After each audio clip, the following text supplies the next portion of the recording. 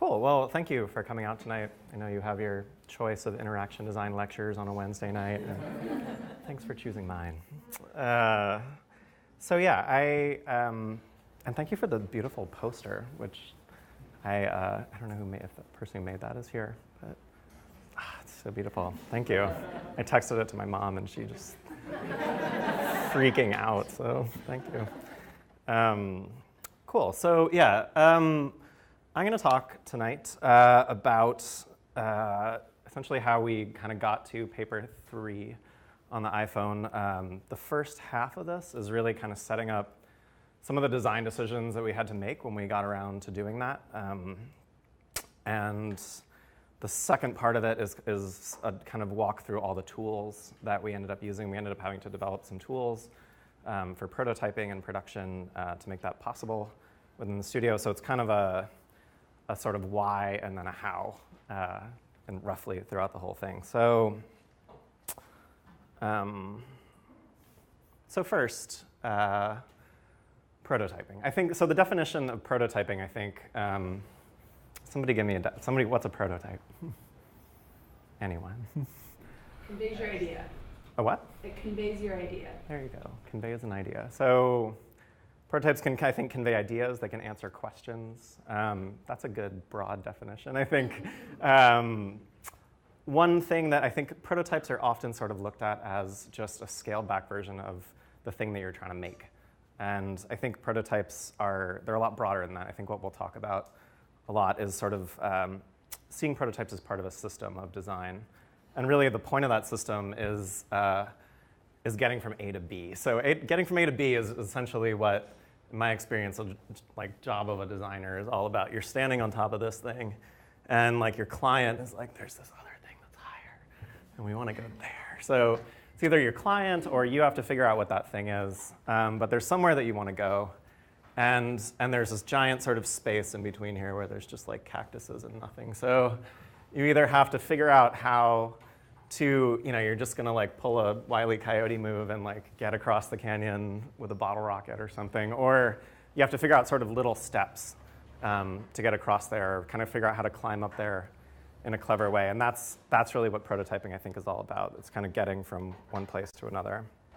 So point B for paper has always been represented.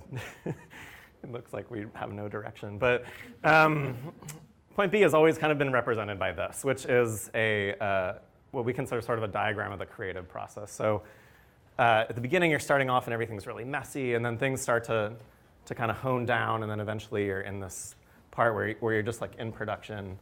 And the insight, essentially, that the company was founded on was that the tools that we're using to think with and the tools that we're using to be creative often sort of sit like a little too far to the right here. We're sort of using things that are designed for production, like Photoshop and Illustrator, to do things where you really want the cognitive burden to be like very low. And what people end up using for a lot of brainstorming and when they want to have an idea, they go back to really simple tools like paper and pencil. So we wanted to do something that was just as elemental and simple and kind of just like platonic ideal of a surface to like get your thoughts onto. So that's always sort of been our vision. So the first expression of that vision was an iPad app, and we called it Paper. So you guys I'm assuming nobody came tonight if they like, have never seen this app before, because that wouldn't be very interesting. But so we launched this iPad app. It's feels like Moleskine journals. It's sort of very high refinement of kind of feel applied to it. And it was very successful in a certain way. So it won a lot of awards. There were a ton of downloads, profitable.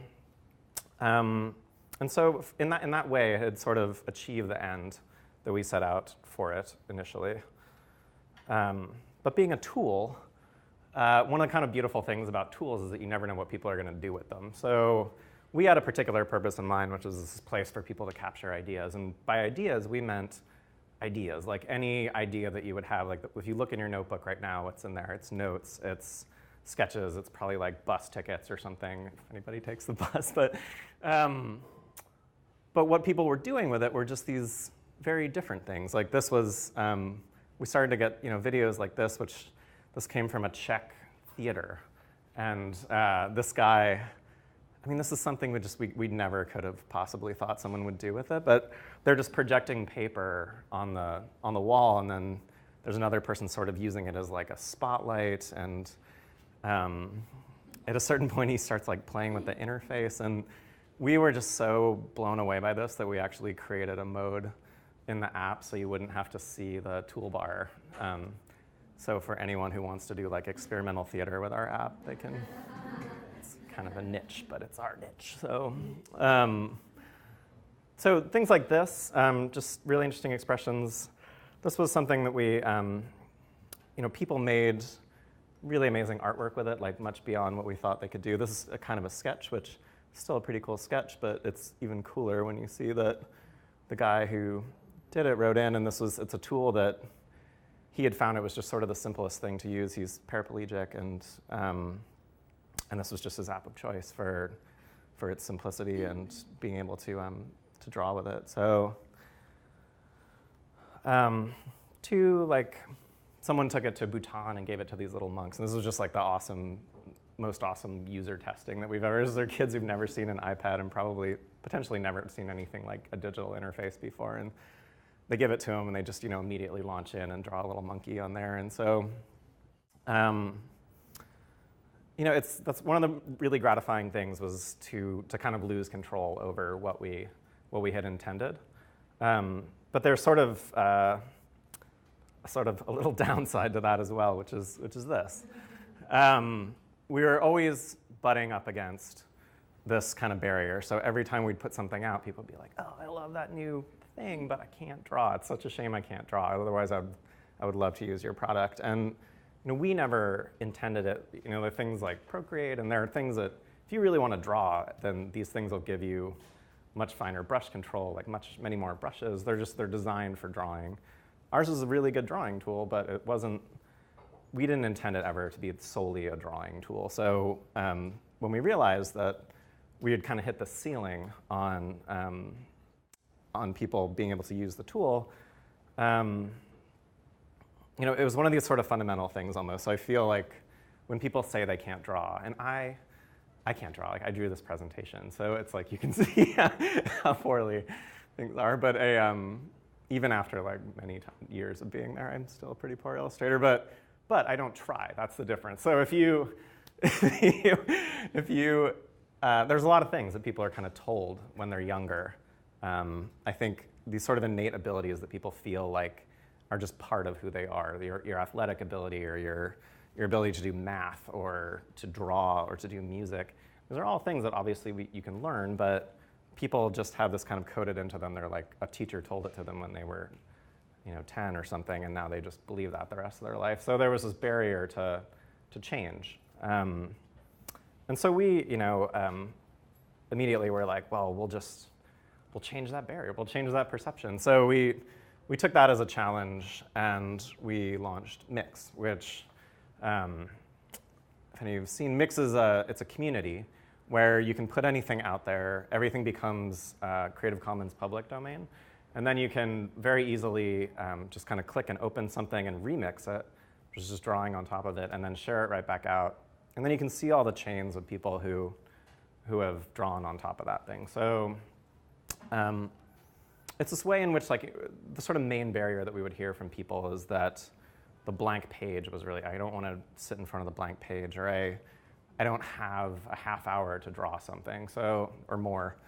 And so what we were trying to do is create something that kind of removed all those barriers. If you wanted to just open up, well, you can see what people have done here. Like some people have done really elaborate things, but you can just pick something up and color it in, and that's fine, and send it back out. So it's kind of defeating some of the notions of authorship that were intimidating to people. It was defeating, I think, some of the barriers of like having an original idea and things like drawing as being this process where you have to be an author with an original idea and sit in front of a blank page and do that. So that was what we did with Mix. Mix became a pretty vibrant community in its own right. We had 2 million accounts. We have 2 million accounts still. It's a lot of unexpected uses there. These these Spanish schoolgirls got a hold of it. That's I guess a lot of social networks are blocked, and this is a social network that wasn't blocked, and also like you can't scan it with any sort of software to like see what people are writing. So it just essentially became like note passing in Madrid for like this middle school, and it was really pretty amazing to spy on it for a little while before we. So after that, we came out with ThinkKit, and ThinkKit is essentially a way of allowing you to create kind of perfect objects or semi-perfect objects within and draw graphs and diagrams. So it's again trying to shift the purpose towards someone who's like, well, I'm not an illustrator, but I do visual communication for my job. So I can maybe this is a tool that I can use for that. This was again like something that we spent quite a bit of time on. The guy who developed this, we called him Dr. Curves for a while because he's a guy with a PhD in curve fitting, and that's his whole job. He's a math professor at Yale, so it's like there's some pretty intense kind of math that goes into these types of things, and it's again like a product that we're kind of working to improve, and it did expand the audience to a certain extent. At the same time as we're developing all these things, we were experiencing some platform issues. So this chart is, I know somewhere Edward Tufte is not angry, but just disappointed.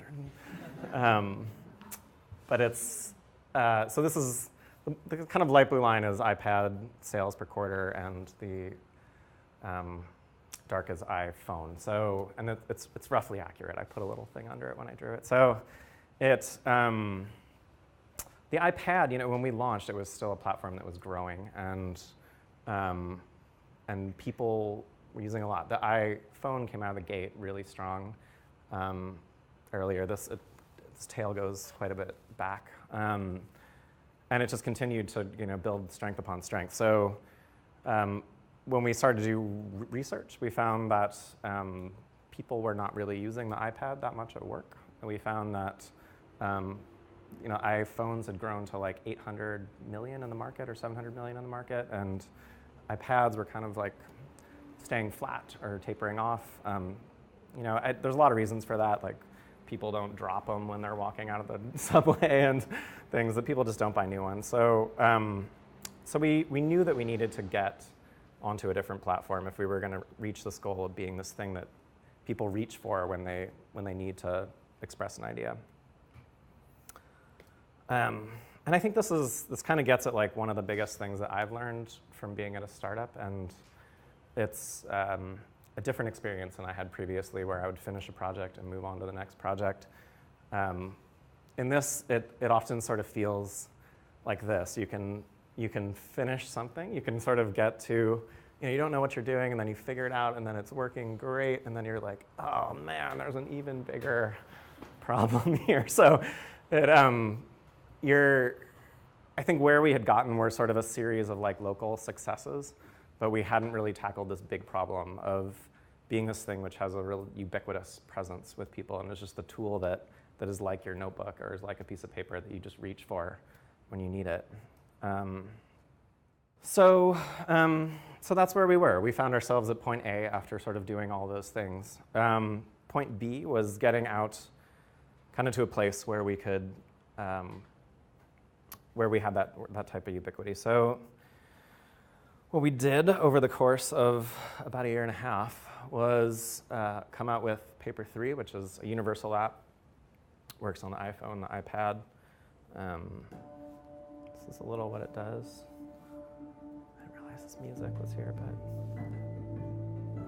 but has some interesting text interactions that we prototyped.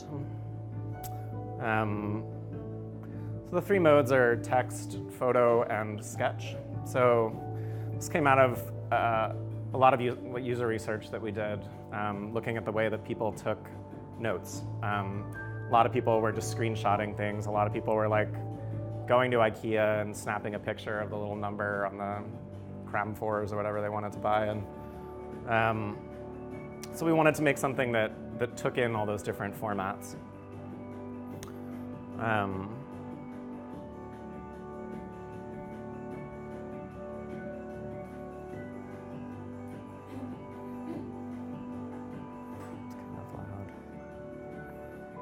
It's a good little tour of what it kind of does. Oh. Yes. So the way that we got there, the first thing that you'll notice is if you guys use paper on the iPad, it is significantly different. The journal metaphor that the first one came with is absent from that. And it has different media formats. There's much heavier, the default when you open it up is text on there, and for when you're on the phone, it's drawing on the iPad, but there's some pretty massive changes that it underwent, and it was really kind of a complete rebuild of paper, except for sort of the drawing surfaces. So paper is all built in OpenGL, so there was sort of a massive development effort to get that underway. But sort of one of the things, because paper is, partly because it is built in OpenGL and because it's a big kind of ship to steer. So I think in the time that we've been there, we rarely ever throw out production code, just because it's really hard and expensive to build anything in that code base. So we have to, as a design team, make sure that what we want by the time we end up asking the engineers to build it is like exactly what we want, because once they build it, we can't, it's very expensive for us to change our minds. So what that means is that we took some of that investment and we put it into a prototyping team, which is, I think, proportionately to where we are, one of the larger prototyping teams I work with. We have 3 people who serve the New York office, 2 of which are ITP professors or SVA professors or alumni. Anit Pitaru, who's a professor here and thesis advisor, and James Patterson, who's this kind of longtime collaborator, and then Eric St. Onge, who was a rock star student of mine while he was here and continues to be a rock star everywhere he goes. So that's our prototyping team in New York, and then there in Seattle, there's a hardware prototyping team, which is different, but really their job is to come up with very high fidelity prototypes for things. And it's as a designer, it's like the most amazing resource ever to be able to kind of, draw, like state what you want, which often is just like, sometimes can be like napkin sketches. And then because of the framework that we built out, like things, I've had experiences where I like leave a meeting and get back to my desk and there's a different prototype waiting for me there about what we were just talking about. So it's a lot of investment in the prototyping system, but I think it's been worth it for our process because of where we are in terms of the way we spend engineering dollars. So, but the way to describe this process of prototyping and what I mean by it's sort of a broader than just making these technical little say prototypes, broader than making these sort of little versions of the software. I think the way that we think about it is really as a system. So you come up with some principles, which are the things that you sort of want to test against.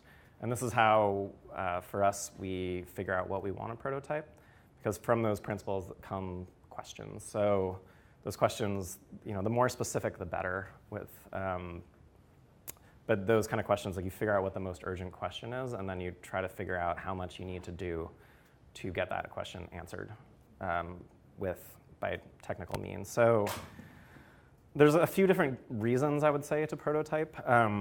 There's anything from the types of like intelligences that we bring to bear in products. There's like strategic validation is something that is maybe not a good thing to prototype immediately. Aesthetic, visual design is something that you can prototype just with comps. Motion is something that you can do in After Effects. I think the thing that prototypes are really good at and is sort of this feel, which feel is something that we'll come back to at the end because we invest a lot in that as well. But it's something that I think it's one of the sort of hardest intelligences to have as a designer, is to know how something's going to feel.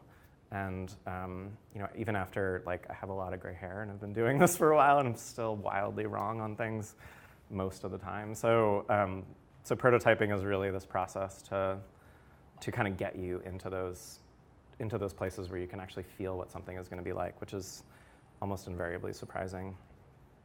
Prototyping, we know what that is, but we'll get to that. And then proof, which is really just what are the tests? How are you, once you have these principles and you make these prototypes, how are you going to test them? How are you going to prove? How are you going to check back with those principles? So for paper, our principles, we have a few here with cute little illustrations. And the first one is fast. So fast is something I think we're always optimizing. The metric that we had is that I tried to go on a little motorcycle trip, which I didn't get that far because I have a really old motorcycle and it broke. And I had to call a tow truck, and I was in Norwalk, Connecticut on the phone, and 11 o'clock at night. And the tow truck operator was they're like, okay, we're gonna give you a number. You got something to write that down with? And I'm pull out my phone. I'm like, what app am I gonna reach for at this moment where I'm stressed. I'm I just need the thing that's gonna be the least amount of bullshit and just get the number into it. And that's and I didn't reach for paper in that moment, partly because it wasn't out yet, but that ended up being the story that we're let's be that app. Let's be the thing that is, it's just the piece of paper where you find in your pocket with a pencil. And so speed was a huge thing for us. Organize later. So we didn't want something where you're I want a new note, and so I'm gonna make a new folder, or name the note, and create this thing. So anything that felt like sort of a file system, we wanted something where, again, you just make it, and then maybe it's a mess, but when you have some time later, you can fix that. So it goes kind of hand in hand with speed. Use with one hand was something that was really hard to stick to for a while, but we gave ourselves that one. We wanted something that you could, be on the subway with your hand on the pole and work it and do pretty much everything in the app without having to get in there and do anything with two hands. So again, yeah, that was a hard one to stick to, but I think ended up being a good one.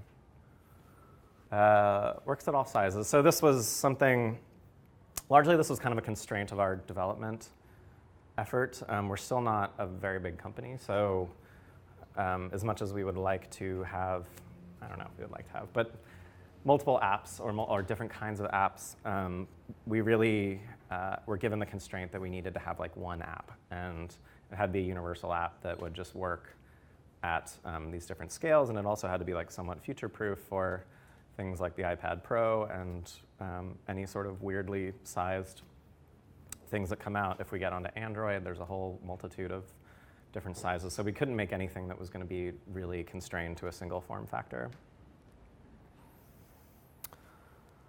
The other one, which was really counterintuitive, was to assume a first-time experience. So we had, I think, 15 million users for the iPad, but then looking at an iPhone market, it's just so much larger that you have to assume that a lot of people who come to this have never seen paper before, so they've never gotten really used to any of the metaphors within it, and you can't really assume that they'll know anything within it. This is I think having worked on this product for so long and kind of breathing it all the time, this is kind of a hard one to break away from, and it's not that we wanted to just completely cut off our previous user base, but we also had to assume a lot of, that most of the people coming in were going to be new. And you can see it, to be honest, if you look at our App Store reviews, there are the people who were using it before and had used it for many years. There's a fair amount of discontent with what was going on there. So Whereas like you can see all the people who downloaded it for the iPhone are like, what's everyone talking about? This app's amazing. I can't believe it's free. And then people who use it for iPad are like, why did you change my app?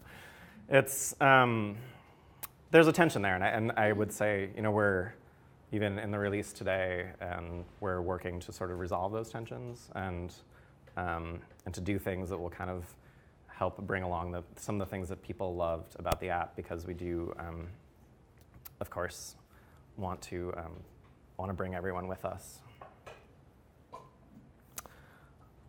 So this brings us to prototyping.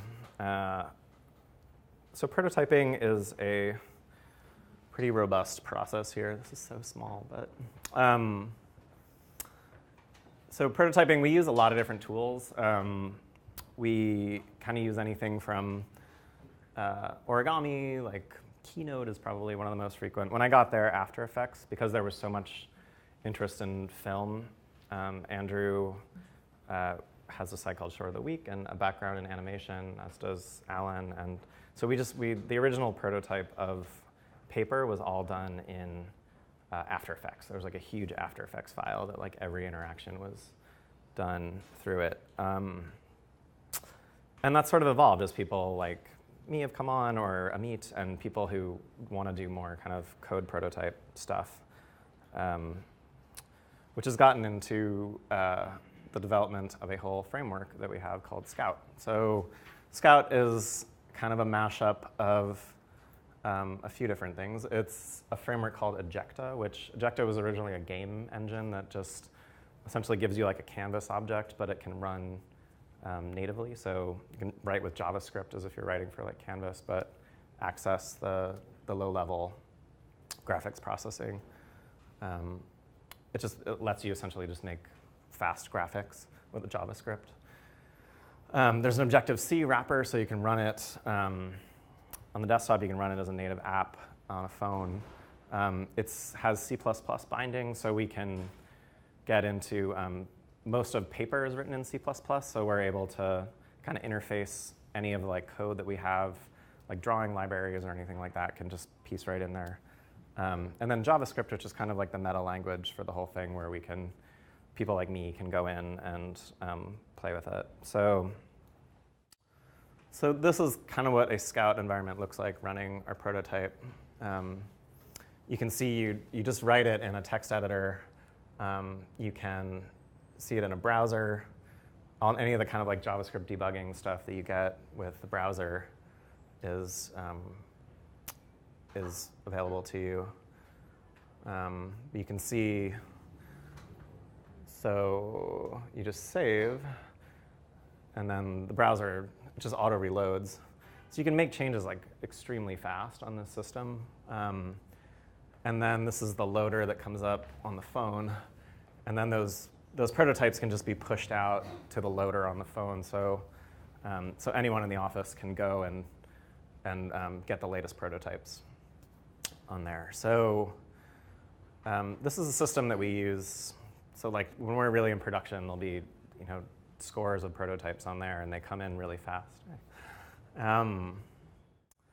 And yeah, so we ended up making really an end-to-end prototype, which say the reason that we did that, the prototype that we have, which I'll show you, and I have a phone up here if you guys want to come play with it afterwards, pretty much does almost everything that the app does at a fairly high fidelity. And that was because we really, knowing that we were going onto this new model, we really had to do a lot of user testing. We had to do a lot of internal validation.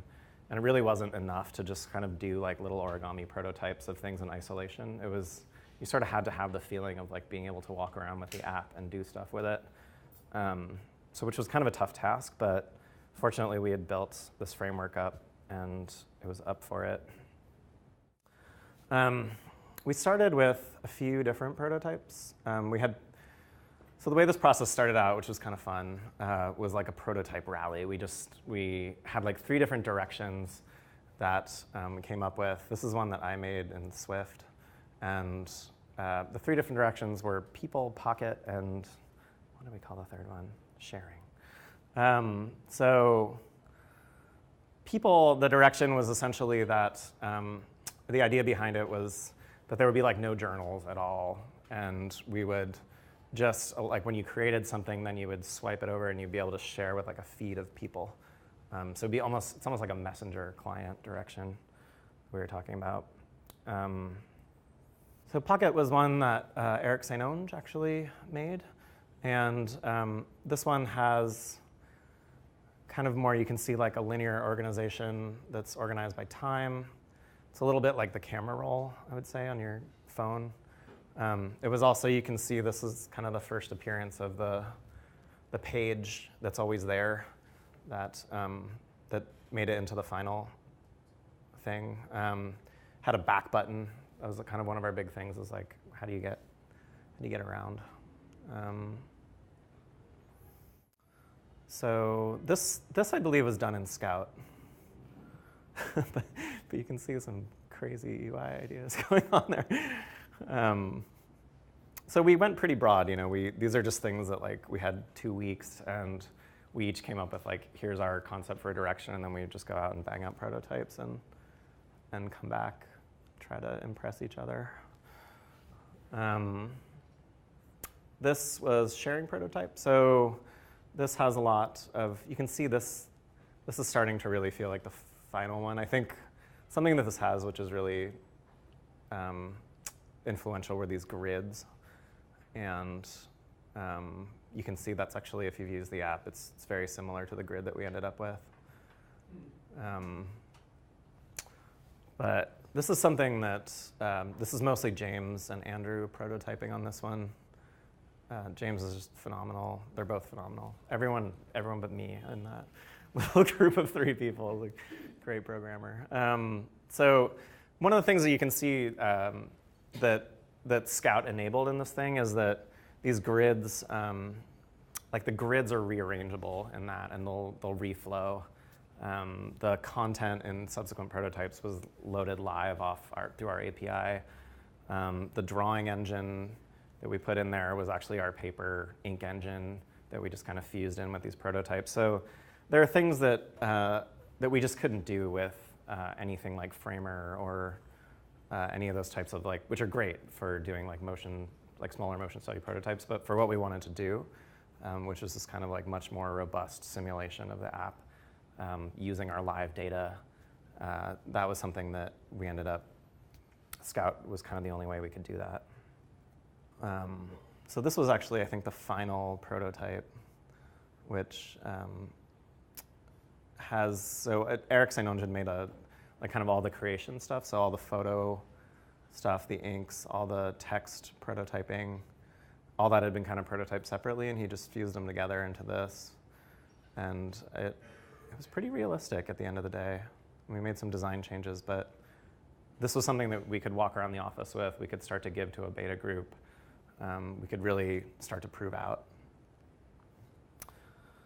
So the final step of this is, I was talking earlier about feel, but feel is something that we take very, very seriously. And I think feel is also something where you can create a huge amount of tension between designers and engineers. I think we have engineers at FiftyThree who really care about this and realize that it's part of the value proposition.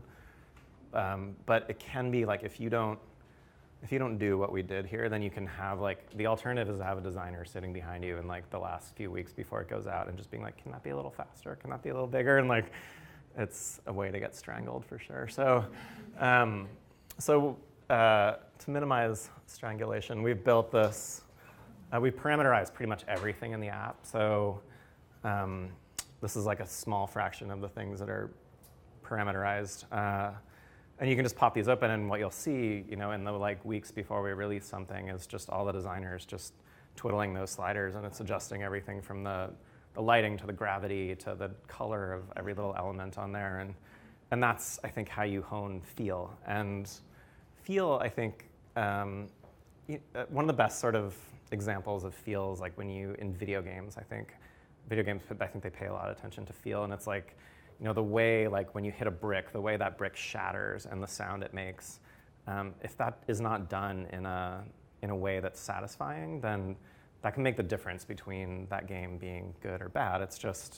it's that little kind of, it's almost like a, unexplainable little psychological thing that just makes something feel good. Like when you open a journal or when you open a stack, like it's something that I think you really have to pay attention to. So finally, proof. So we went out and did quite a bit of research once we had these prototypes. This was actually at ITP, and we just brought the prototypes out, and there are people who'd used paper, people who hadn't used paper, but at this point the prototypes were robust enough that we could test them with people, see what they thought. We used usertesting.com. How many guys use usertesting.com? It's amazing, right? I don't know. It took us a little while to discover it, but I will happily endorse their product in glowing ways. It's just enabled us to deploy these prototypes. Whereas before we had to take a whole, it took maybe a week to recruit people and schedule time in the office, and then you take a whole day, and it's 3 people and 1 with a camera, and then we had to do all the stuff. Whereas we would just plop these prototypes on there and send them out, and then literally within a couple hours you have these perfect videos that you can then annotate.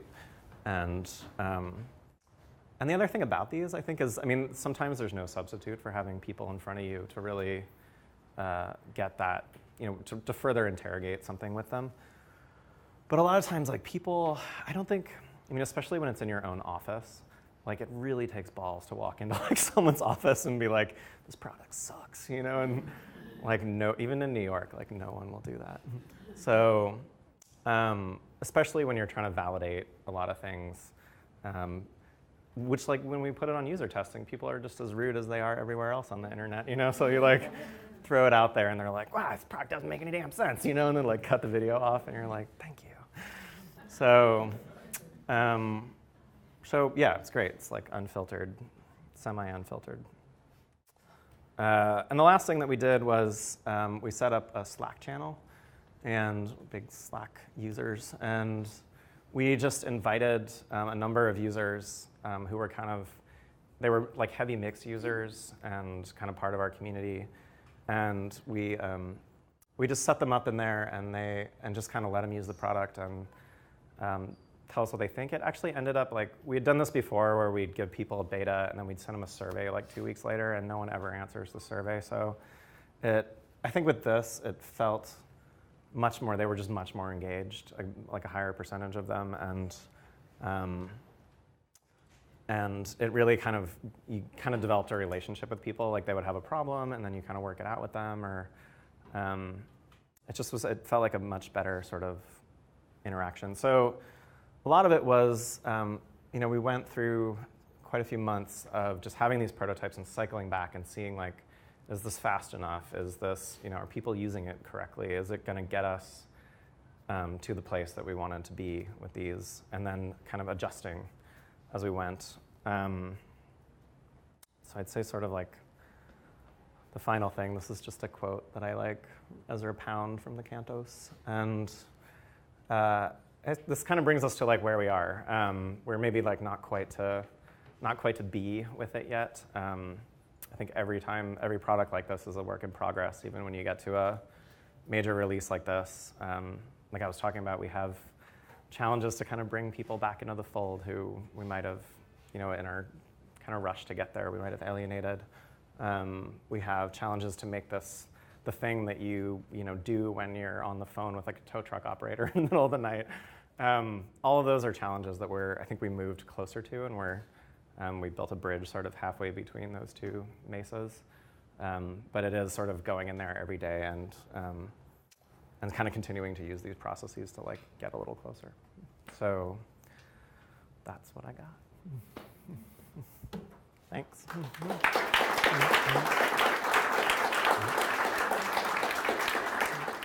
Bus tickets or something, if anybody takes the bus. But what people were doing with it were just these very different things. This was, we started to get videos like this, this came from a Czech theater.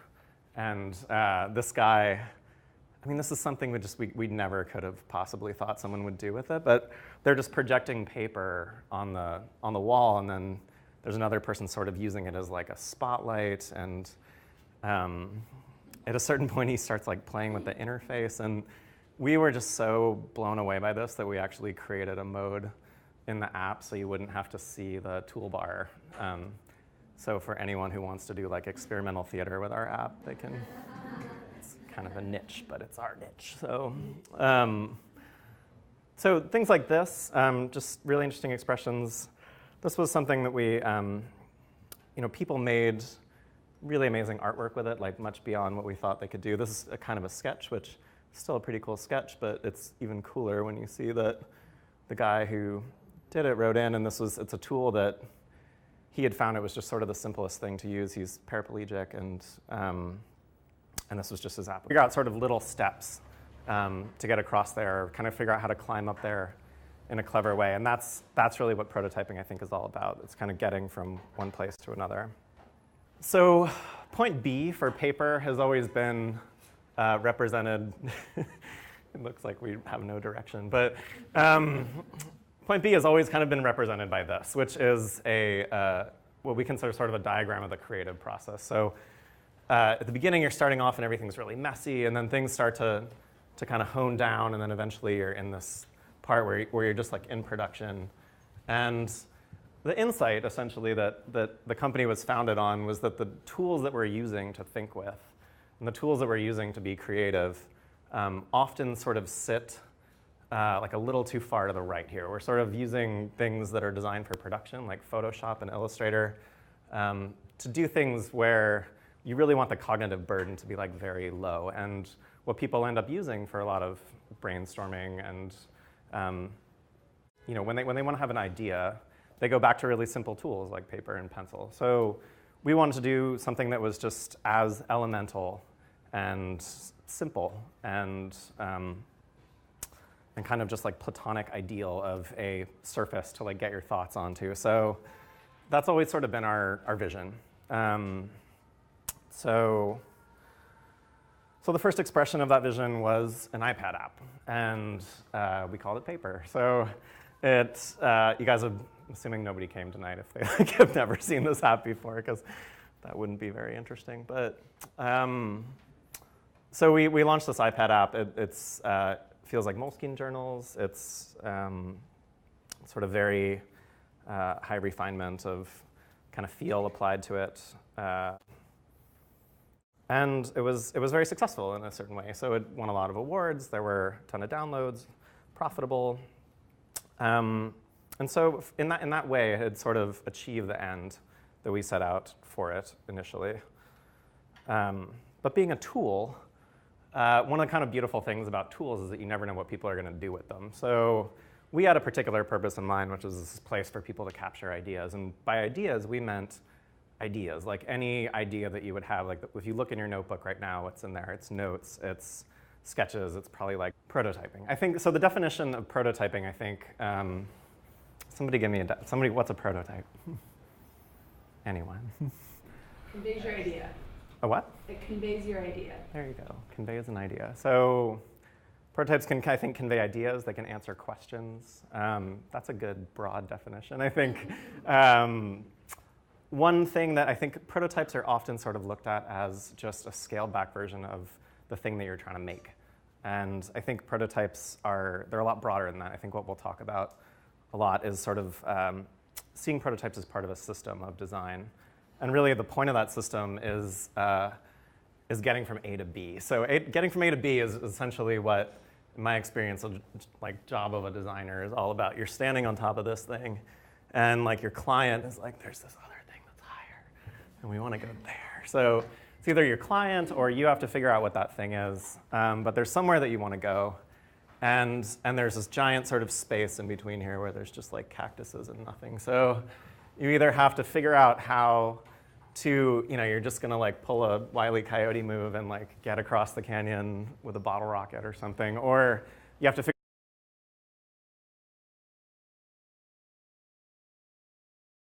Cool. Well, thank you for coming out tonight. I know you have your choice of interaction design lectures on a Wednesday night. Thanks for choosing mine.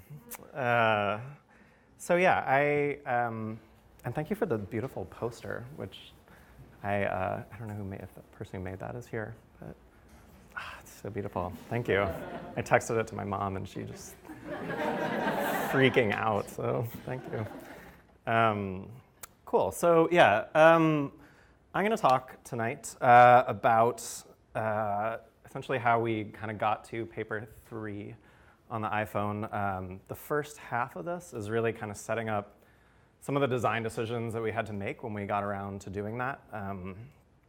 And the second part of it is a kind of walk through all the tools that we ended up using. We ended up having to develop some tools for prototyping and production to make that possible within the studio. So it's kind of a sort of why and then a how, and roughly throughout the whole thing. So, so first,